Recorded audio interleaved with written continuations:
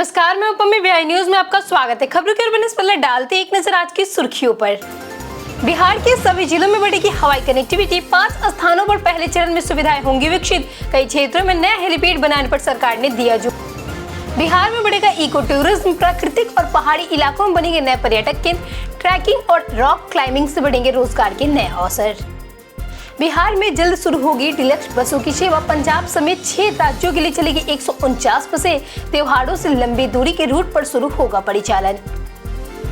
बिहार के चरणों पर छाई मानसून की खूबसूरती। ककोलता समेत कई जल प्राप्त बने पर्यटकों की पहली पसंद। प्राकृतिक नजारों के साथ मिलेगा रोमांचक अनुभव। पंत की बल्लेबाजी पर कैफ ने उठाया सवाल। बोले नई गेंद के सामने संभल कर खेलना चाहिए। 37 रन बनाकर आउट हुए पंत। इसी के साथ बढ़ते हैं शाम तक की बड़ी खबरों की ओर विस्तार से। बिहार के हर जिलों को मिलेगी हवाई कनेक्टिविटी। बिहार सरकार राज्य के सभी जिलों को हवाई कनेक्टिविटी से जोड़ने की तैयारी कर रही है। मुख्यमंत्री सम्राट चौधरी ने संशोधित उड़ान योजना की समीक्षा करते हुए पहले चरण में 5 स्थान गोपालगंज, फॉरबिसगंज, किशनगंज, सारण और बेगूसराय में हवाई सुविधाओं का विकास तेज करने के निर्देश दिए। औरंगाबाद, बांका, खगड़िया, नवादा, शेखपुरा और सीतामढ़ी समेत अन्य जगहों पर हेलीपैड की संभावना तलाशने को कहा गया है। राजगीर, गया, सासाराम, कैमूर और शाहाबाद क्षेत्र में भी हेलीपैड विकसित किए जाएंगे।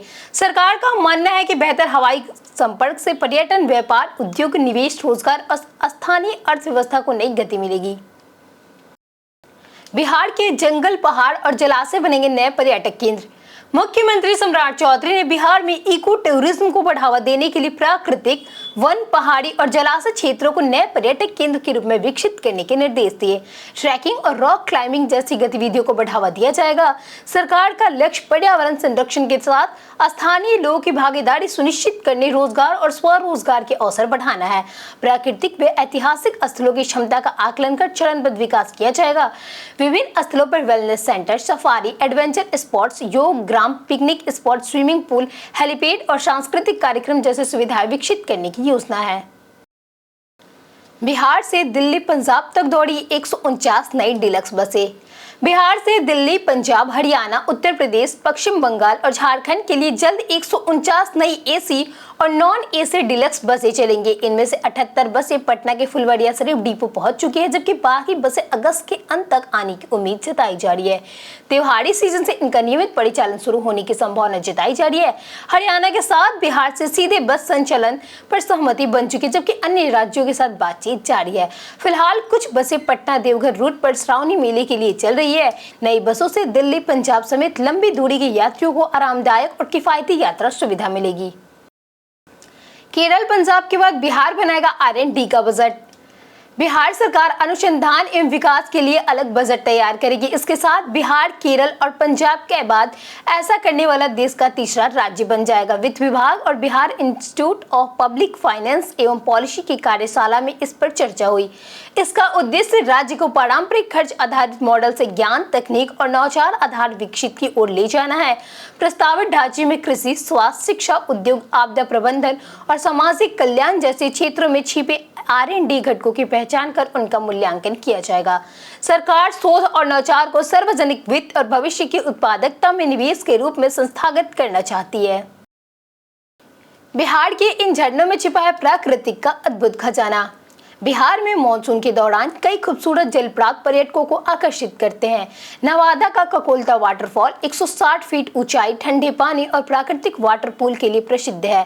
कैमूर का तिलहार कुंड करीब 262 फीट ऊंचाई से गिरता है। सासाराम के पास धुआं कुंड और मांझर कुंड पहाड़ी हरियाली और कैस्केड के लिए खास है। रोहतास का तुतला भवानी जल प्राप्त प्राकृतिक सुंदरता के साथ धार्मिक आस्था का केंद्र है।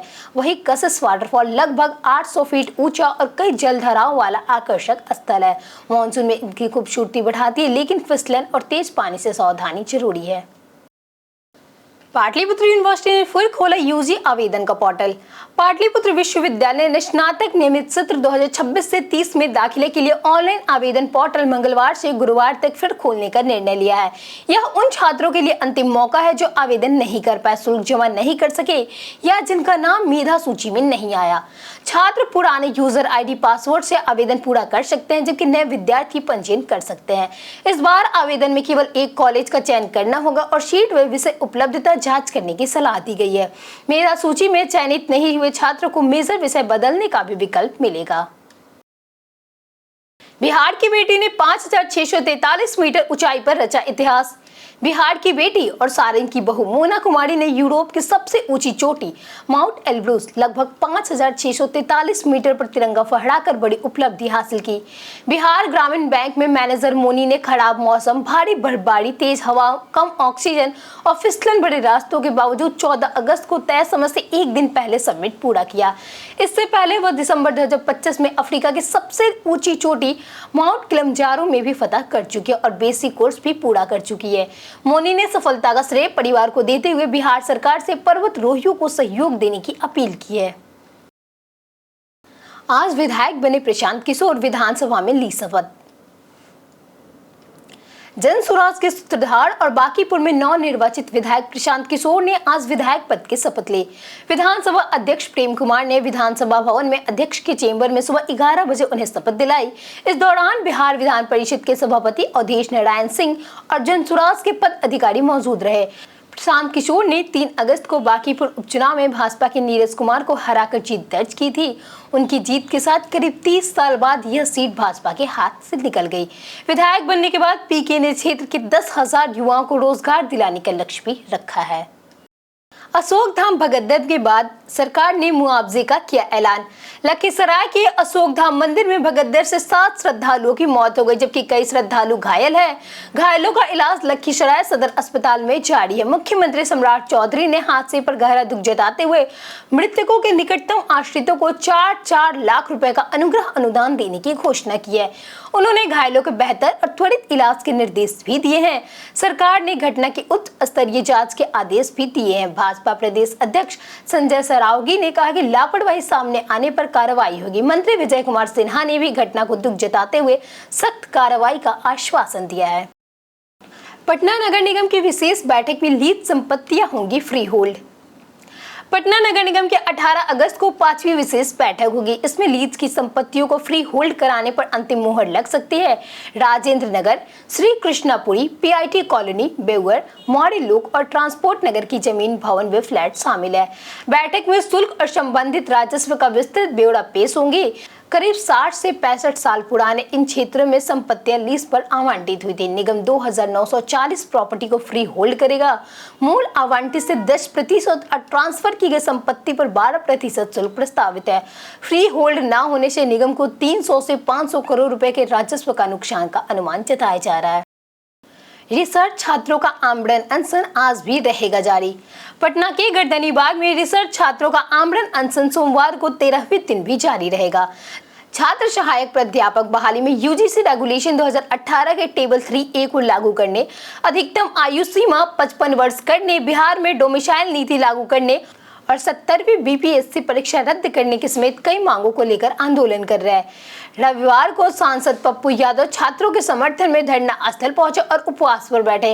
उन्होंने सरकार पर छात्रों की मांग नहीं सुनने का आरोप लगा और मांग नहीं माने जाने पर बिहार बंद तथा अनिश्चितकालीन उपवास की चेतावनी दी। घटना स्थल पर सुरक्षा व्यवस्था भी बढ़ा दी गई है। सावन की तीसरी सोमवारी पर बाबाधाम में उमड़ा जनसैलाब। सावन की तीसरी सोमवारी और नाग पंचमी के दुर्लभ संयोग पर शिव मंदिरों में श्रद्धालुओं की भारी भीड़ उमड़ी रही। बाबाधाम में कांवड़ियों की कतार नंदन पहाड़ से आगे कुमैठा तक पहुंच गई, जो करीब 9 से 10 किलोमीटर लंबी है। वहीं हरिगिरी धाम में भी श्रद्धालु रात से ही कतार में लगे हैं।